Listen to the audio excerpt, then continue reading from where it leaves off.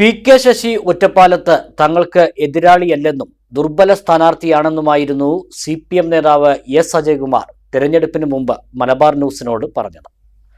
അജയ്കുമാറിന്റെ വാക്കുകൾ അച്ചട്ടായി. അജയ്കുമാർ അന്ന് പറഞ്ഞത് ഇങ്ങനെ. പ്രചരണ അവസാന ലാപ്പിലേക്ക് കടക്കാം. ഒറ്റപ്പാലം ഇടതുപക്ഷ പ്രസ്ഥാനത്തിൻ്റെ ജില്ലയിലെ ശക്തി കേന്ദ്രങ്ങളിൽ ഒന്നാണ്. ഇത്തവണയാണെങ്കിൽ ഞങ്ങൾക്ക് കാര്യമാത്ര പ്രസക്തമായിട്ടുള്ള എതിരാളിയല്ല ഉള്ളത്. അതുകൊണ്ട് തന്നെ മുൻകാലങ്ങളിൽ നിന്ന് വ്യത്യസ്തമായി നല്ല ഭൂരിപക്ഷത്തോടു കൂടി പ്രേംകുമാർ ജയിക്കും. എതിരാളി മോശക്കാരനാണെന്ന് പറയും. അതിലെന്താ സംശയം നിങ്ങൾക്ക് ഇനിയും തോന്നിയിട്ടില്ല? കാരണം കേരളത്തിലെ രാഷ്ട്രീയ പ്രബുദ്ധരായൊരു ജനതയാണ്.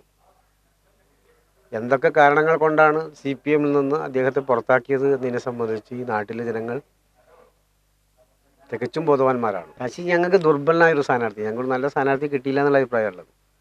ഇതിനേക്കാൾ വലിയ ആളുകൾ ഇവിടെ ഒറ്റപ്പാലം മണ്ഡലത്തിൽ മത്സരിച്ചിട്ടില്ലേ?